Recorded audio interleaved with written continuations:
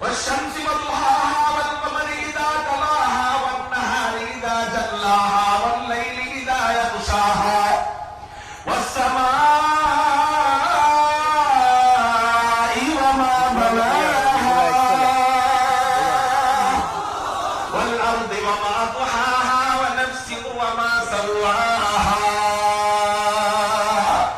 فألهمها فجورها وتقواها قد أفلح من زكاها আল্লাহ পাক রব্বুল আলামিন 11 বার কসম খাইতা আল্লাহ কি বুঝাইতে চায় কি বলতে চায় অবশ্যই কোন দামি কথা আল্লাহ তারপরে বলবেন। এই জন্য একবার কসম কাটেন নাই, দুইবার কসম কাটেন নাই, তিনবার কসম কাটেন নাই, 10 বার কসম কাটেন নাই, 11 বার কসম কাটলেন। অবশ্যই সামনে কোন দামি কথা, অবশ্যই সামনে কোন গুরুত্বপূর্ণ কথা আল্লাহ বলবেন। সেই গুরুত্বপূর্ণ কথা যেন মানুষ ভালোভাবে গ্রহণ করে, মানুষ যেন ভালোভাবে আমল করে। এই জন্য আল্লাহ